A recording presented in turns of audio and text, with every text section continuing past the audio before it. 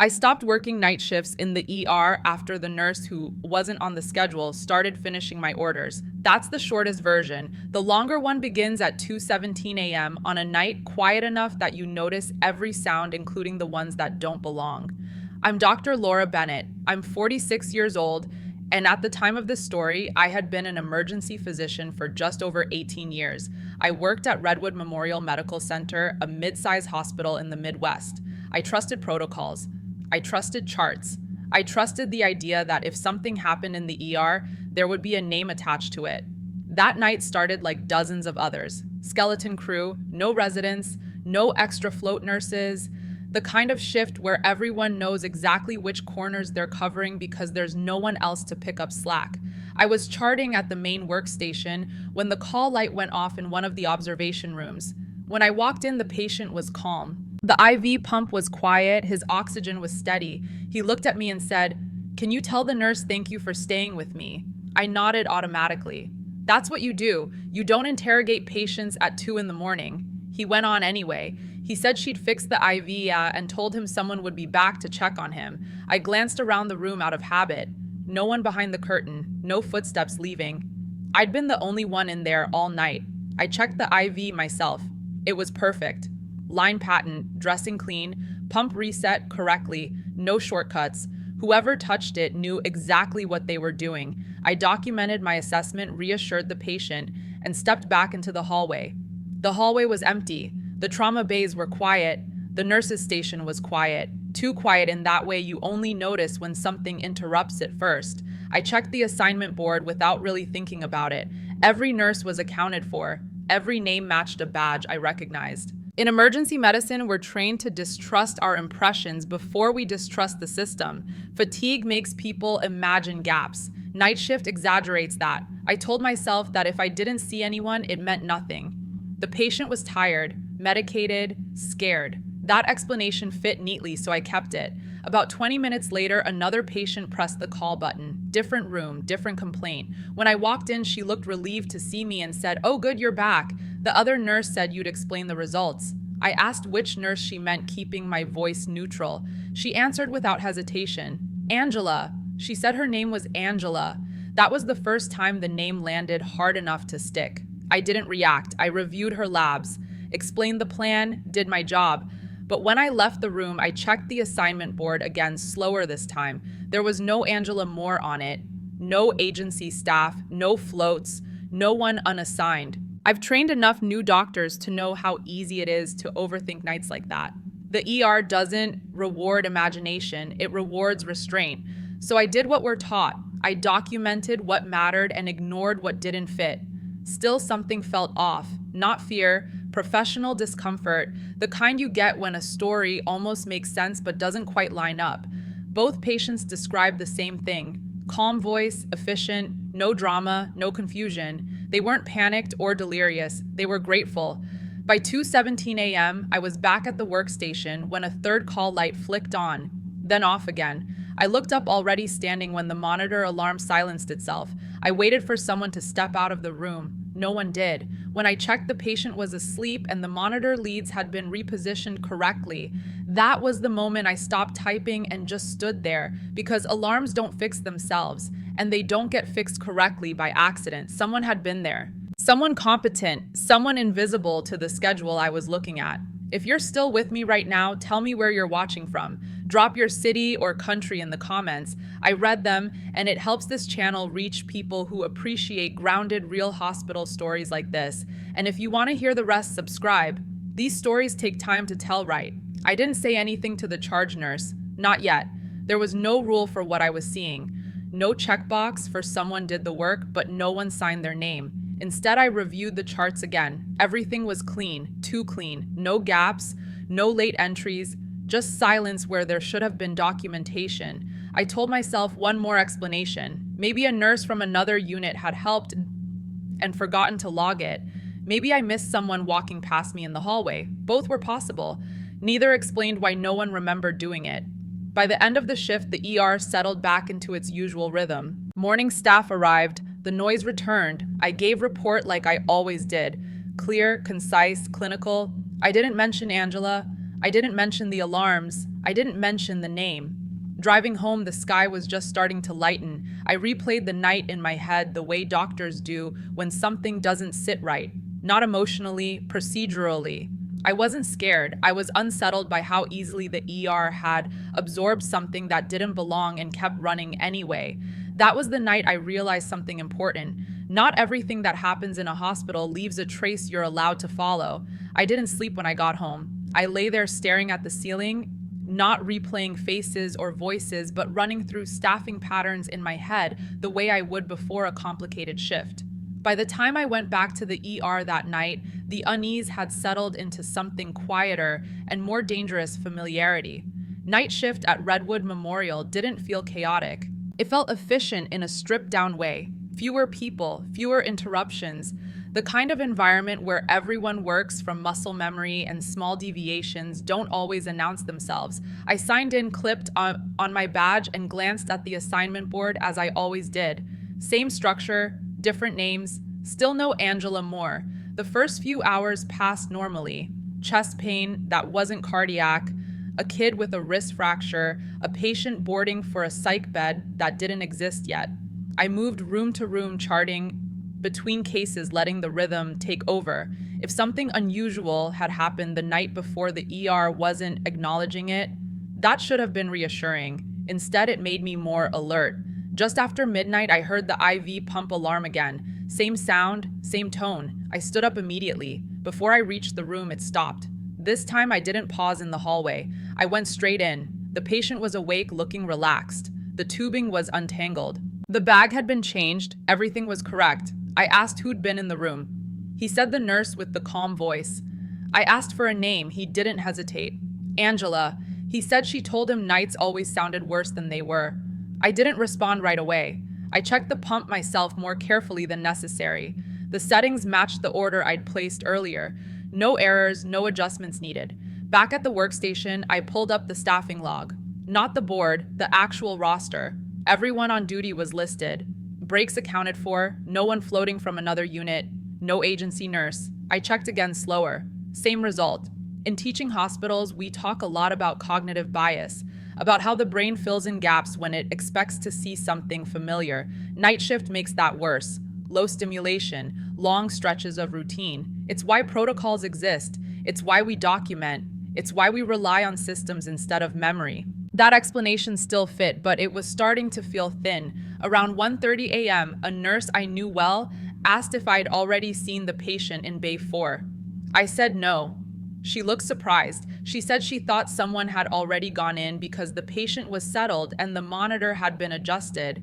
We stood there for a moment, both looking at the same screen. She shrugged and moved on. That was how these things disappeared. No one lingered long enough for them to become problems. I caught myself scanning the hallway more than usual, not searching, not expecting, just noticing. Who passed me, who didn't, which doors opened, which stayed closed. Everything looked normal. That was the problem. Emergency departments are designed to absorb irregularities. Someone fixes a line, someone silences an alarm, someone restocks a cart.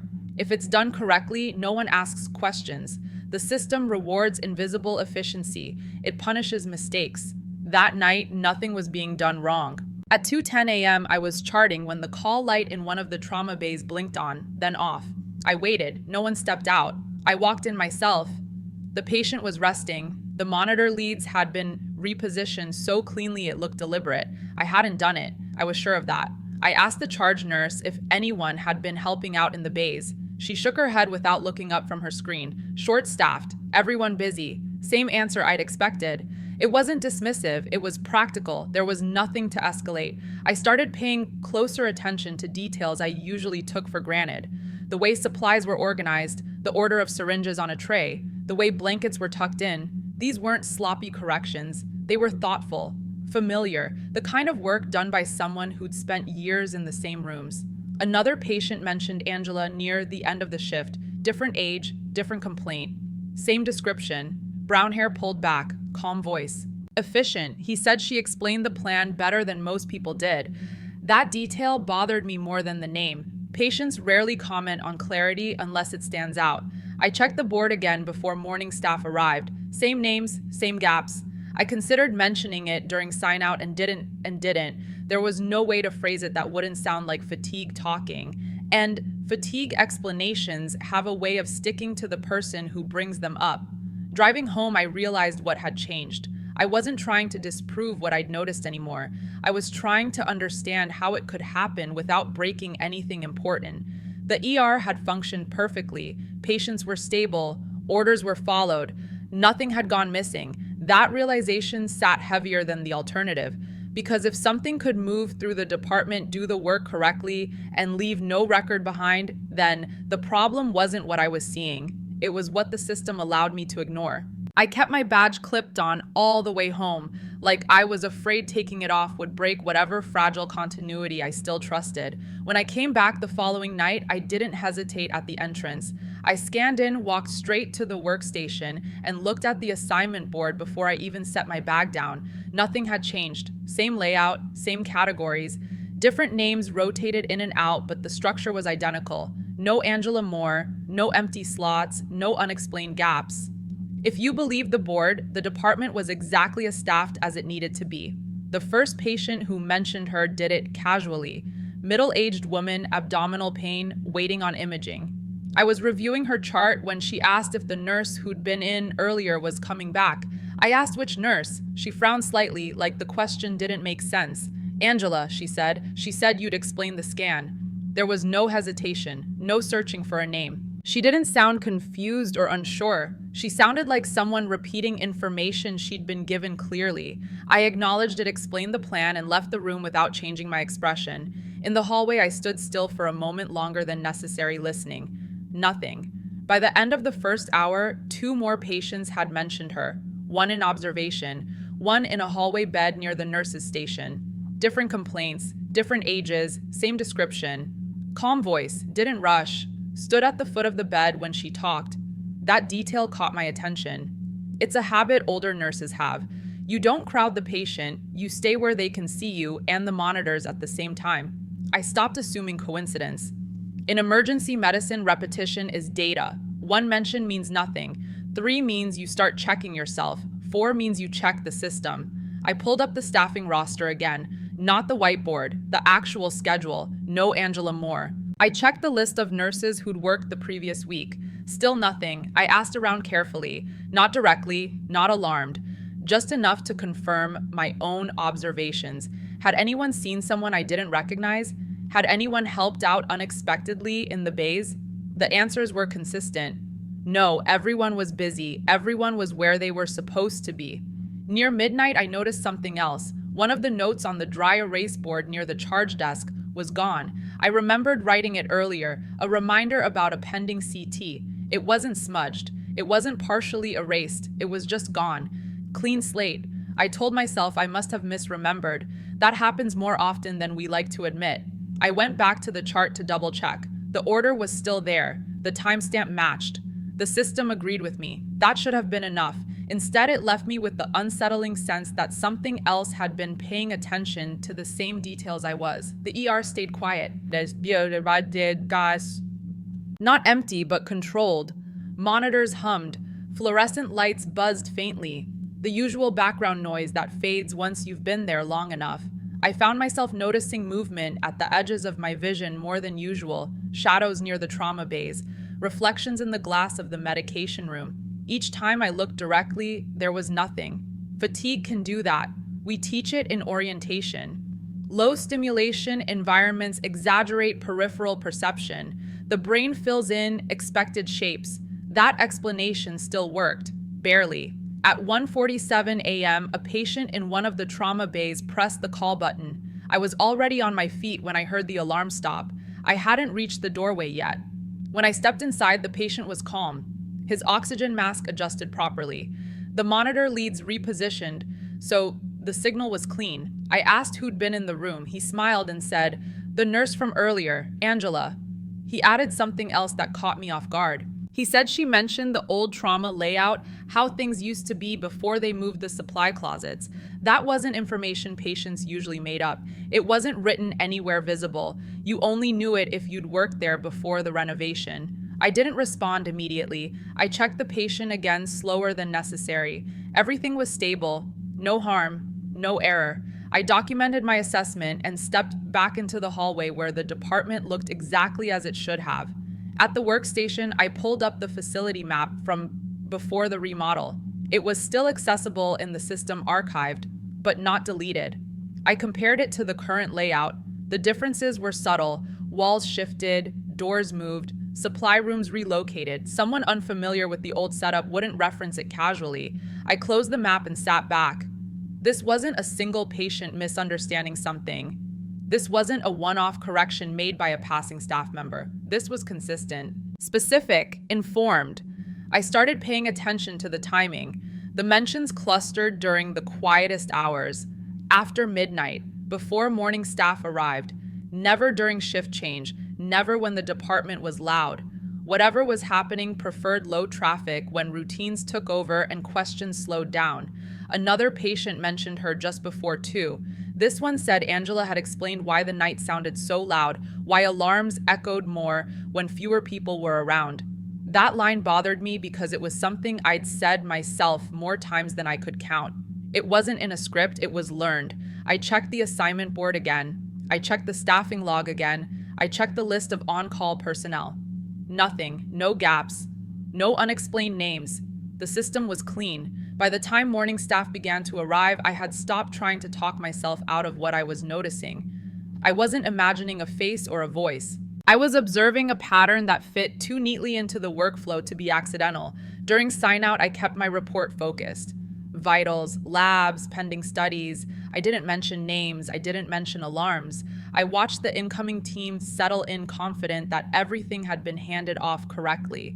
Driving home, I didn't feel scared. I felt uneasy in a more professional way. Patterns in medicine don't announce themselves loudly. They wait for someone to notice them and decide whether they're worth naming. I noticed the medication tray before I noticed anything else. It was already set up on the counter when I reached for it. Syringes, drawn labels, facing outward doses, matched exactly to the orders I had placed earlier. Nothing was wrong with it. That was the problem. I hadn't prepared it, and I knew I hadn't asked anyone to. I checked the chart first. Same orders, same timestamps.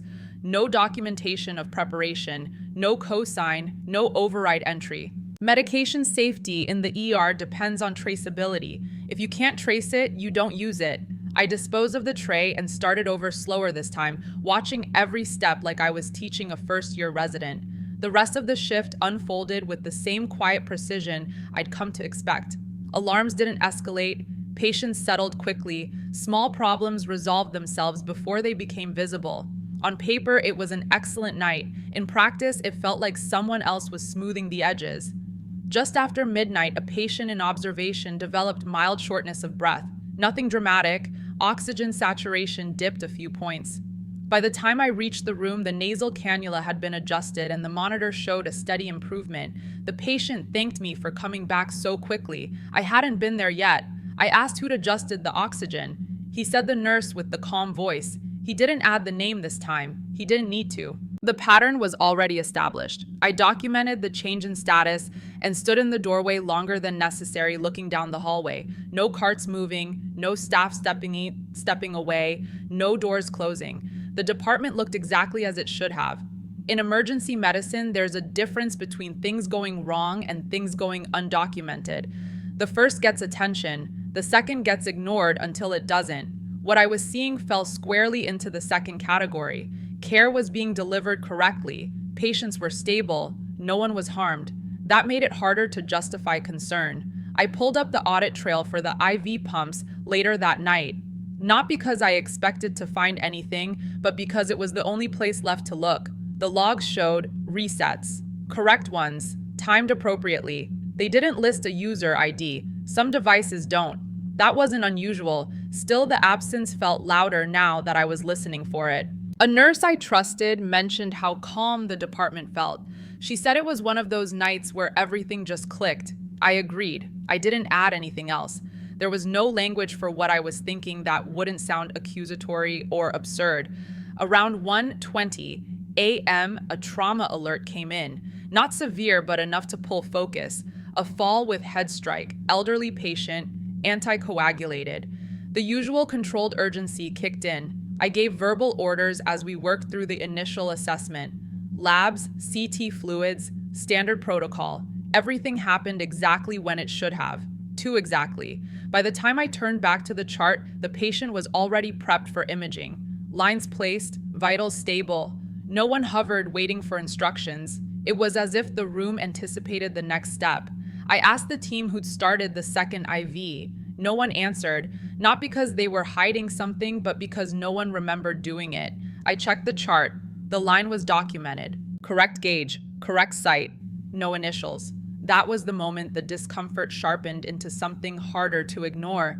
In the ER, if something goes wrong, responsibility is clear. If something goes right without a name attached, responsibility dissolves. My name was still on the chart. I went to the charge nurse and asked casually if anyone had been helping in the trauma bays without signing off. She looked at me for a second, then back at her screen. Short-staffed. Everyone busy. Same answer as before. It wasn't dismissal, it was triage. This didn't rise to the level of a problem. I understood that logic. I'd used it myself. There are nights when survival depends on not chasing every irregularity. Still, the feeling didn't fade. It settled.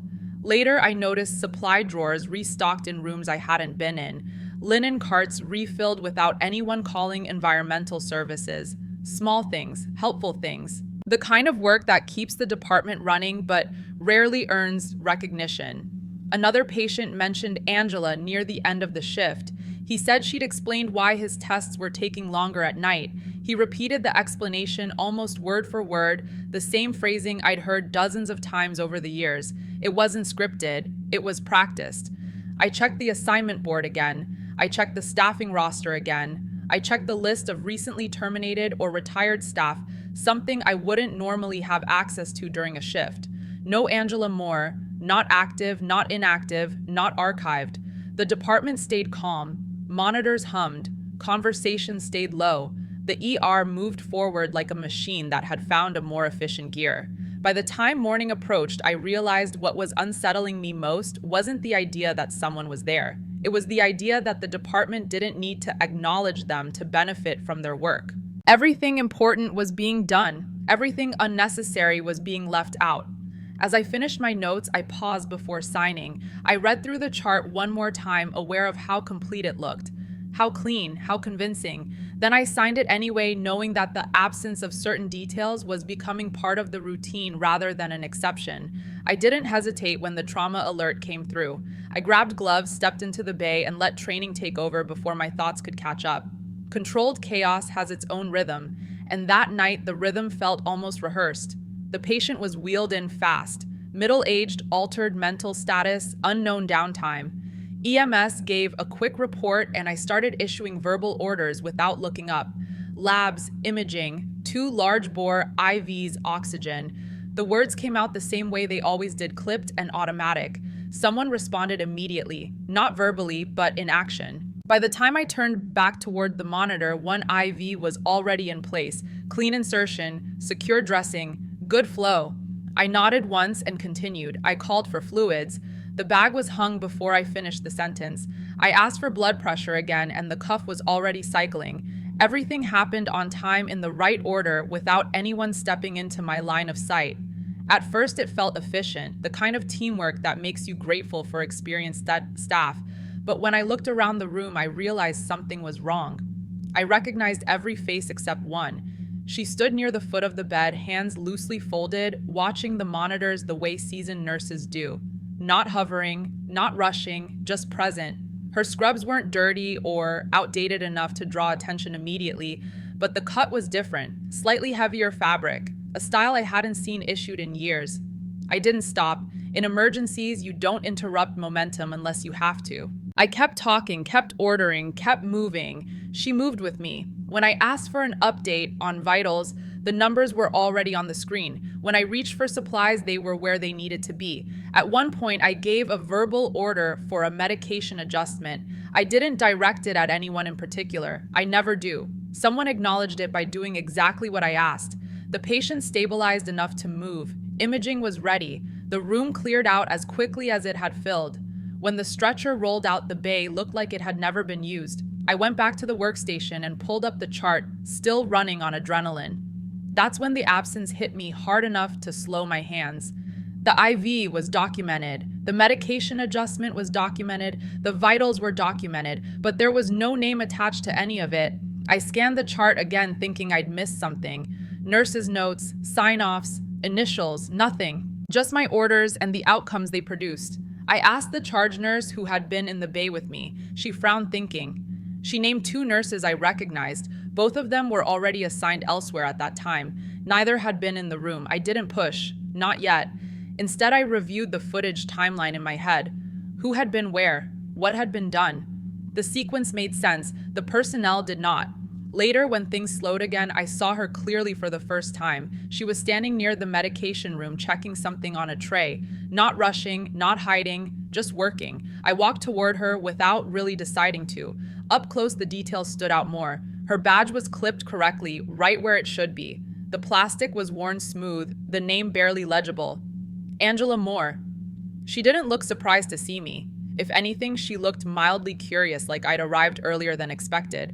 I opened my mouth and then closed it again. There are moments when questions feel inappropriate, even when you're desperate for answers. This was one of them. The department was quiet, the monitor steady, no alarms demanding attention. She spoke first. "He's stable now," she said, nodding toward the trauma bay we'd just cleared. Her voice was exactly what patients had described, calm, even, professional, no accent, no affectation. I noticed something else then, something my brain registered without fully understanding. She was very still, not rigid, just settled. People usually shift their weight without thinking, adjust their stance. She didn't. I asked her which assignment she was covering. It was the safest question I could think of. She tilted her head slightly as if considering how to answer. "Where I'm needed," she said. It wasn't evasive, it was practical. I nodded because that answer made sense in a place like this. Everyone floats when things get busy. Still, the discomfort crept back in. I asked her to update the chart when she had a moment. She met my eyes and gave a small nod. "I already did what needed to be done," she said. There was no challenge in her tone, no defensiveness, just a statement of fact. Then she stepped past me close enough that I felt the shift of air and walked back toward the bays. I stood there longer than I should have, staring at the medication room door after it closed. When I checked the chart again, nothing had changed. No new entries, no notes, just the same clean record. The rest of the shift passed without incident. No alarms fixed themselves, no patients mentioned her by name. The department ran the way it always did, as if the earlier efficiency had been absorbed and normalized. During sign-out, I kept my report clinical and contained. I didn't mention the extra IV. I didn't mention the missing sign-offs. There was no place for those observations that wouldn't derail the conversation. Driving home, the adrenaline finally wore off, leaving behind something heavier. I wasn't questioning whether Angela existed anymore. I'd spoken to her. I'd watched her work. I'd benefited from it. What I couldn't reconcile was how easily the system had accepted her contributions without acknowledging her presence. Orders had been followed, patients had improved, charts looked complete, and my name was on all of it. I caught myself rewriting the same sentence 3 times before I realized what I was doing. The cursor blinked at the end of the note, waiting for me to decide how honest I was going to be. Eventually, I deleted the line entirely and moved on. That choice came back to me the next night when I mentioned the trauma case to the charge nurse in the most neutral way I could manage. I didn't use names, I didn't describe faces, I asked a procedural question instead, framed around documentation gaps. Had anyone else noticed delays between actions and sign-offs lately? She listened without interrupting, eyes on the staffing dashboard. When I finished, she nodded once and said what I already expected. Night shift was thin. People helped where they could. Charting lagged behind care sometimes. As long as patients were safe, it wasn't something to escalate casually. Her response wasn't dismissive, it was experienced. She'd been in emergency medicine long enough to know which problems survived scrutiny and which ones created more work without solving anything. I understood that logic because I'd used it myself. Later that night, I brought it up again, this time with the supervising physician. I was careful with my language. I didn't describe a person, I described a pattern. Tasks completed without attribution, clean outcomes without a clear chain of custody. I framed it as a quality concern, not a complaint. He leaned back in his chair and considered it. Redwood Memorial was preparing for a compliance review. Staffing metrics were tight. Documentation audits were already flagged as a weak point. Introducing an anomaly without concrete proof wouldn't help anyone. He suggested we keep an eye on it and revisit if something actually went wrong. That phrase stuck with me. If something actually went wrong, it implied that everything so far had gone right and by every measurable standard it had. No adverse events, no near misses, no patient complaints. The system had nothing to react to. Back on the floor, I paid closer attention to my own behavior. I noticed how often I paused before writing something down, how I adjusted phrasing to avoid drawing attention to gaps I couldn't explain. Not to hide them exactly, but to keep them from becoming the focus. Self-censorship in medicine rarely feels dramatic. It feels practical. You learn which battles are worth fighting and which ones will consume energy without changing outcomes. I told myself I was being responsible. The ER stayed calm. Alarms behaved. Patients flowed in and out with minimal friction. Angela didn't appear openly, but the traces of her work were still there. Supplies restocked, lines checked, rooms prepped just ahead of need. The department felt supported in a way that was hard to quantify. A nurse joked that it felt like we had an extra set of hands. Everyone laughed. I didn't. Around 2:30 a.m., I pulled up the access logs for the medication room, something I'd never bothered to do before. It wasn't a deep dive, just a glance. Most entries were routine, tied to active staff IDs. One entry stood out. The timestamp matched a moment earlier in the shift when a tray had appeared fully prepared. The user ID attached to it wasn't blank. It was something older, a deprecated format no longer linked to an active profile.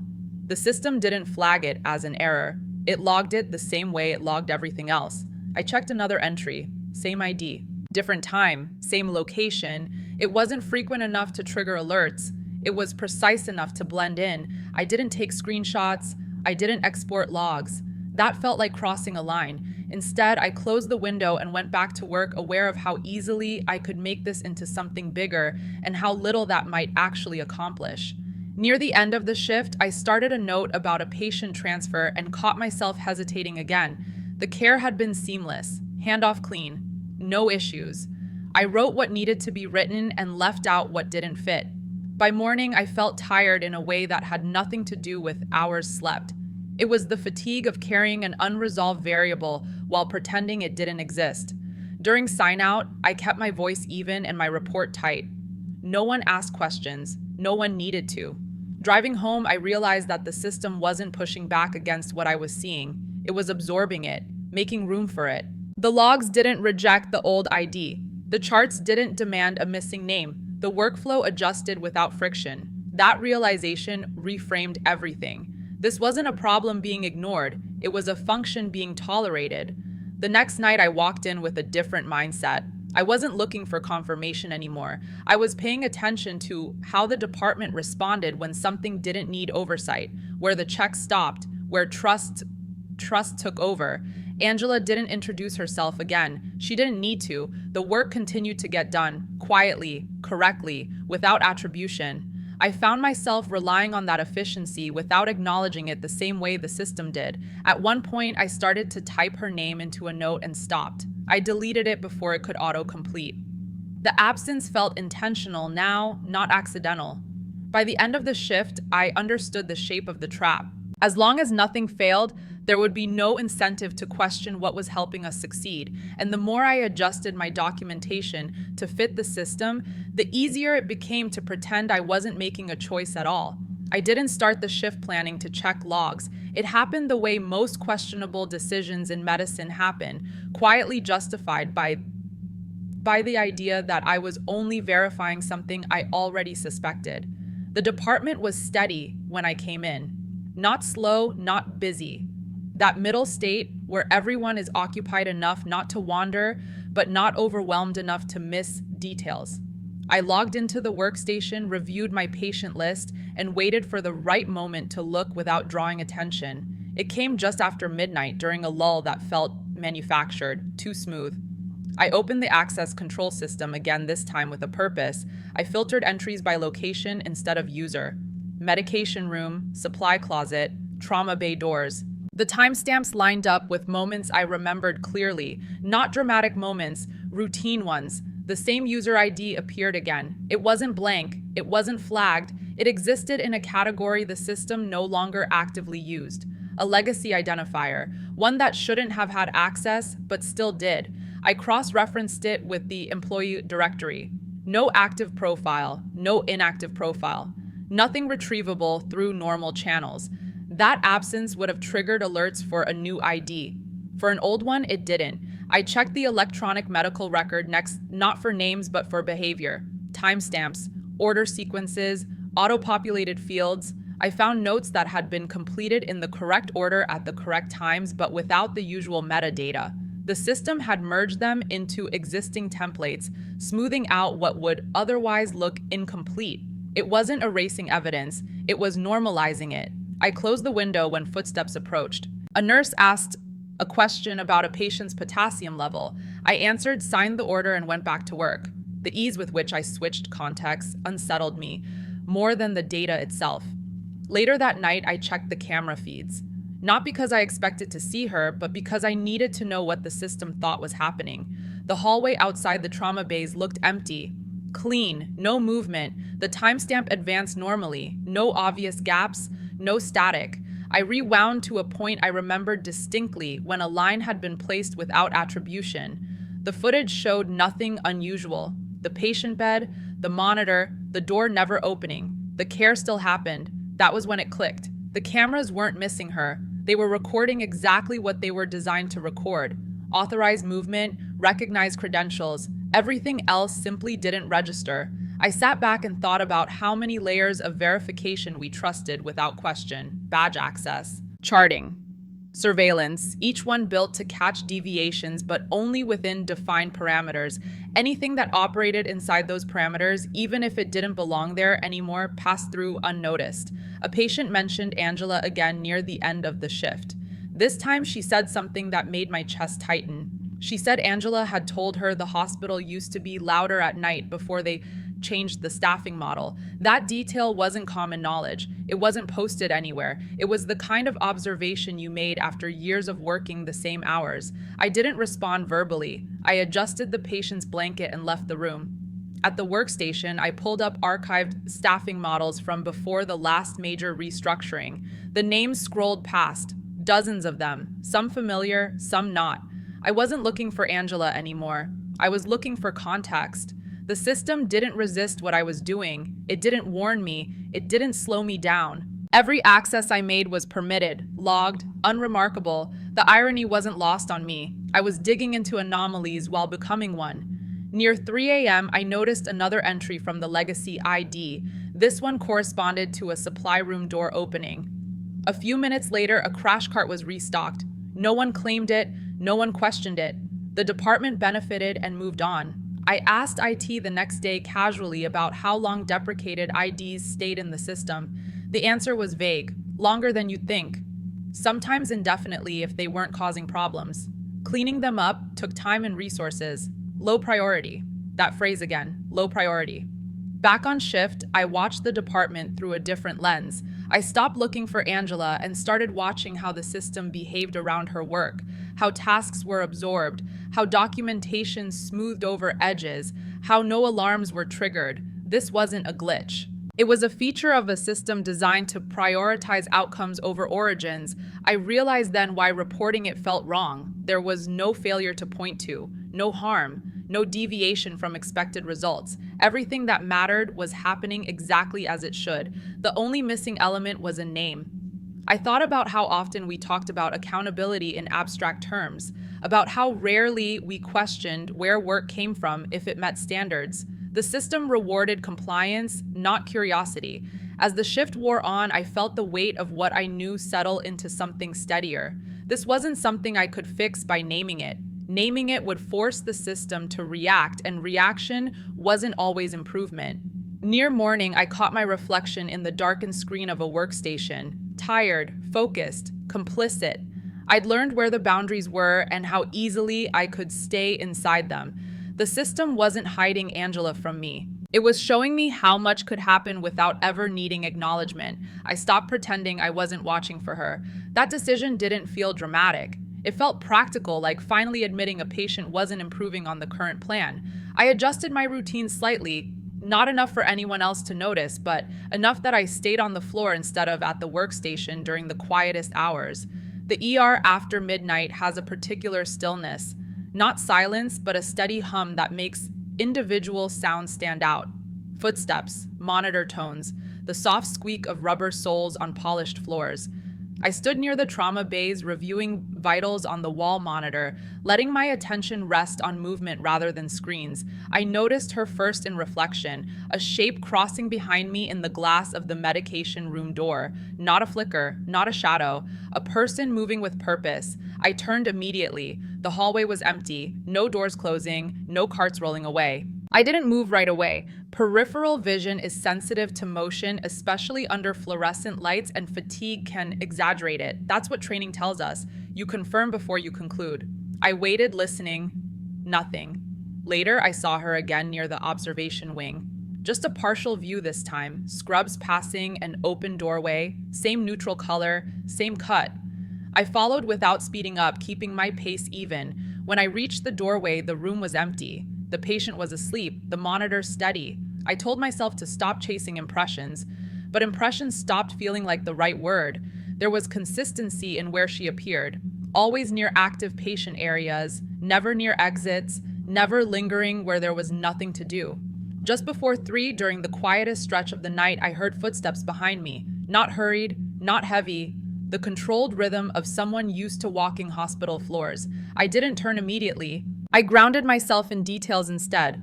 The cool edge of the counter under my hand, the faint vibration of the monitor. The footsteps passed close enough that I felt a shift in air. Then a voice spoke, not to me, but past me. Vitals are stable, it said. Calm, even, professional, exactly as patients had described. When I turned, she was there. She stood at the foot of the trauma bay bed, hands loosely folded, eyes scanning the monitor. She looked real enough that my brain did what it's trained to do.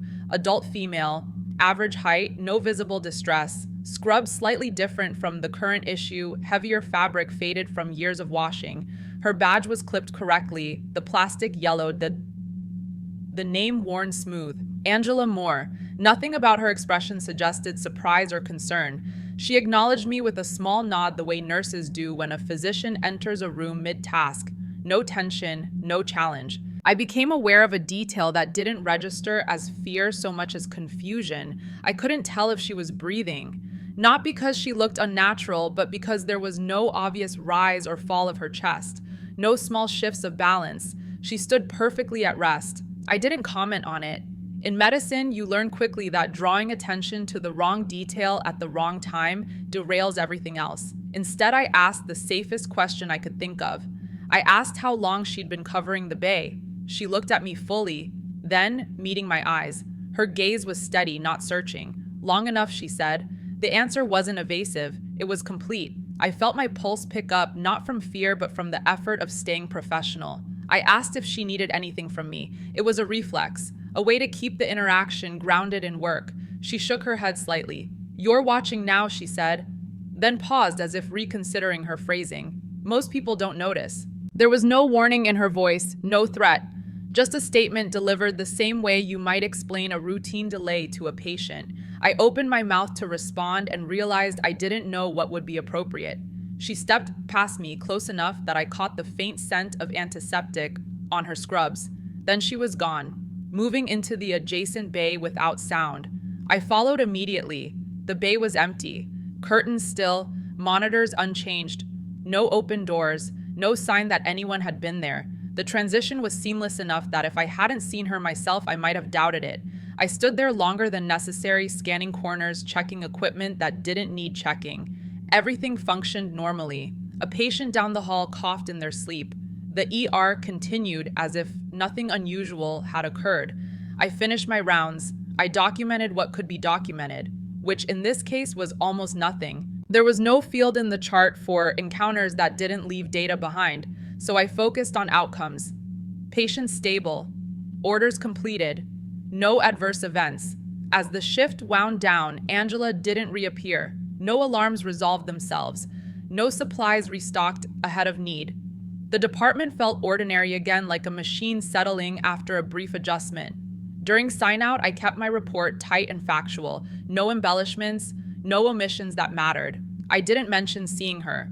Not because I feared disbelief, but because saying it out loud would have forced it into a category it didn't fit.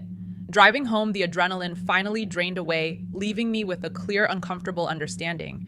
What I had seen wasn't an intrusion, it was a routine. One I'd interrupted by paying attention. The ER hadn't changed because of the encounter. I had. I didn't start by searching for her name. That would have been too obvious, and it would have set off the kinds of questions I wasn't ready to answer. Instead, I looked for context the way you do when a patient's history doesn't quite add up and you need to understand the environment before the diagnosis. I began with the things hospitals keep forever: old floor plans, archived policy memos, meeting minutes from committees that no longer existed. Redwood Memorial had been through multiple expansions and restructurings over the years. Each one left a paper trail, even if the people involved had moved on. During a quiet stretch after midnight, I pulled up records from before the last major renovation. Different trauma bay numbers, supply rooms where offices now stood, staffing models that assumed more hands on the floor than we ever had anymore. It wasn't nostalgia, it was infrastructure. Names scrolled past as I skimmed. Some were familiar mentors I'd trained under early in my career. Others meant nothing to me. I wasn't looking for Angela Moore specifically just for a pattern that might explain how someone could know the department the way she did. I noticed how often older documents referenced informal roles, senior nurses who covered gaps without being formally assigned, people who floated by default, not by schedule. Before the current EMR system, a lot of that work lived in memory rather than databases. I checked archived staff directories next. The search function was limited, incomplete, designed more for retrieval than investigation. Angela Moore didn't appear in the current system. She didn't appear in the inactive staff list either. That absence felt intentional, but not in a dramatic way. More like the result of successive updates that trimmed away what wasn't immediately useful. At some point, I realized I wasn't going to find a clean answer. No file that said what I needed it to say. No definitive proof. That should have been frustrating. Instead, it clarified something. Hospitals don't erase people. They outgrow them. Roles change, systems update, workflows evolve. The individuals who once held everything together become footnotes, then disappear entirely as the infrastructure adapts. What remains are habits, routines, ways of doing things that persist long after the original reason has been forgotten. I thought about the way Angela moved through the department, where she appeared, where she didn't. Always near patient care, never near administrative offices, never near exits. She wasn't wandering. She was working within a very specific scope. A patient mentioned her again that night, but differently this time. No name, just a comment about how the nurse knew where everything was, even the old supply cabinets. He said it like it was a compliment. I nodded and moved on. I stopped asking questions out loud. I stopped checking the assignment board as often. Not because the curiosity was gone, but because the answer wasn't there. The system couldn't confirm what it no longer recognized. During a morbidity and mortality review later that week, a case came up that brushed against the edges of what I'd been seeing. Documentation discrepancies, care delivered appropriately, but with minor timing irregularities. Nothing actionable. The discussion moved on quickly. That was when it fully settled for me. The institution wasn't blind to this kind of thing. It just categorized it as noise unless it caused harm. As long as outcomes were good, the origin of the work didn't matter. I thought about my own role in that logic, how easily I'd adapted, how quickly I'd stopped trying to name what I couldn't document. I wasn't being forced into silence. I was choosing it because it made the work easier. The ER continued to function smoothly. Angela didn't appear openly again, but the signs of her presence remained. Tasks done just ahead of need. Patients calmer than expected. Small efficiencies that added up over the course of a shift. I never found a record confirming her employment. I never found a record denying it either. The absence lived in a space the system didn't monitor. Late one night, as I walked past the old trauma wing that had been converted into storage, I noticed how familiar the layout still felt even after years of changes. Muscle memory outlasts blueprints. People adapt around what works even when they don't know why. That realization reframed the entire experience. Angela wasn't an anomaly breaking the system. She was a function the system no longer tracked. a role that had slipped between updates, persisting because it still solved problems. I stopped looking for closure. In medicine, not every question has an answer you can file away. Some things remain unresolved because resolving them would require admitting how much we rely on what we don't measure. During my next shift, I focused on patient care and nothing else. I didn't look for Angela. I didn't avoid the areas where I'd seen her. I let the department run the way it always had. Everything important got done. That was the part I couldn't ignore. The ER didn't feel haunted. It felt supported in a quiet, invisible way. The kind of support you only notice when it's gone. By the end of the night, I understood that knowing the truth didn't mean exposing it. Sometimes it meant recognizing the limits of what the system was built to acknowledge and deciding how much of yourself you were willing to fit inside those limits. I finished my notes, signed off on my charts, and moved on to the next patient, aware that the department would continue to function whether I named what I'd learned or not. I submitted the schedule change request on a Tuesday afternoon during a stretch of daylight that made the hospital feel like a different place. I didn't include an explanation. I didn't need to. At my stage of my career, preferences were allowed as long as coverage existed. When the new schedule posted, my name no longer appeared under nights. The ER didn't react. No one asked questions. No one pulled me aside. Night shift coverage adjusted the way it always did, quietly, without commentary. Another physician took my place. The department kept moving. I still worked full-time. I still took difficult cases. I still trusted my colleagues. What changed was the way I listened when things went smoothly. During my remaining evening shifts, I noticed how different the department felt before midnight. Louder, busier, more visible. Work happened in clusters instead of quietly resolving itself. Alarms escalated the way they were supposed to. Supplies ran out at predictable times. People asked for help out loud. Nothing was wrong. It just required more effort. I never told anyone why I stepped back from nights. Not because I thought they wouldn't believe me, but because belief wasn't the issue. The problem was what belief would require them to do with the information. Hospitals are built to manage risk, not uncertainty. Anything that can't be measured gets filtered out.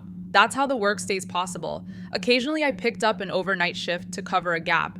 Rarely enough that it felt like a favor instead of a routine. On those nights, I stayed closer to the workstation. I focused on charts. I didn't linger near the trauma bays during the quiet hours. I still noticed things. A monitor alarm would stop sooner than expected. A room would be prepped just ahead of need. A patient would seem calmer than the situation warranted. Nothing dramatic, nothing provable, just small efficiencies that made the shift feel lighter. I didn't follow them. When patients mentioned a nurse who had helped them earlier, I didn't ask for names anymore. I thanked them and moved on. That response kept things simple. It kept the work flowing. Over time, the comments happened less often, or maybe I stopped marking them as significant.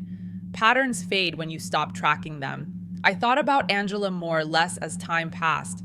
Not because the memory dulled, but because it no longer demanded resolution. The department functioned. Patients were cared for. Outcomes were good. That was the metric the system responded to. One night, months later, I ran into a nurse who had worked at Redwood Memorial longer than I had. We were talking casually about how much the place had changed. She laughed and said, "The ER never really lost its muscle memory, no matter how many updates they pushed through. Someone always knows what needs to be done," she said. "Even when we don't know who that someone is." She didn't mean anything by it. Neither did I. I stopped checking access logs. I stopped opening archive directories. The answers I could find wouldn't change the way the department operated. They would only change how I felt about participating in it. That distinction mattered. Medicine teaches you to be accountable for what you do, not for what you can't prove didn't happen. There's comfort in that boundary. It keeps responsibility contained. When I trained younger physicians, I emphasized documentation, chain of custody, and communication. I didn't change those lessons. I just added something quietly, something I didn't frame as a warning. I told them to pay attention to what happens without friction, to notice when systems work too smoothly, to understand that efficiency isn't always neutral. No one asked me to explain. The ER continues to run at night without me. It runs during the day with me. Patients come and go, staff rotate, systems update. Whatever keeps the department balanced adjusts accordingly. Sometimes during a late evening shift, I pass the trauma bays and catch the faint scent of antiseptic, lingering longer than it should. Sometimes I find supplies restocked earlier than expected. I register it and keep walking. I don't feel afraid. I feel aware. That awareness changed the way I think about hospitals, about how much of their stability comes from processes no longer documented and people no longer counted, about how care persists even when the system forgets who taught it how. I still believe in protocols. I still believe in records. I just know now that they don't capture everything that matters. There are nights when the ER feels heavier, louder, less efficient. Those nights demand more from everyone. There are other nights when things settle on their own. I no longer try to determine why. What I learned isn't something you can put in a chart or escalate through the proper channels. It's something you carry into each shift, shaping what you choose to question and what you choose to let stand. The work gets done either way, and that understanding, more than anything else, is why I don't take night shifts. Anymore, I still work in hospitals. I still trust doctors, nurses, and the systems we rely on to keep patients safe. I haven't lost faith in medicine. What changed is my awareness of how much of hospital life runs on things that never make it into a chart. Hospitals are built on structure, but they're held together by people, by habits, by experience passed down quietly shift to shift long after names disappear from schedules. Most of the time, that's a good thing. It's why care doesn't collapse every time a system updates or a staffing model changes. But that experience taught me something important. Not every part of healthcare is visible, and not everything that keeps a hospital functioning is officially acknowledged. Sometimes the most reliable parts of the system are the ones no longer tracked. That doesn't mean we stop questioning. It means we learn when to question carefully and when to understand the limits of what documentation can capture. Especially in stories about hospitals, doctors and nurses, the truth often lives in the space between what's written down and what actually happens on the floor. If you're interested in grounded real-life stories about hospitals, doctors, and nurses' stories that focus on what people actually experience behind the scenes, consider subscribing to the channel. It helps more than you think, and it lets you know when the next story goes live. Thanks for listening. Stay observant.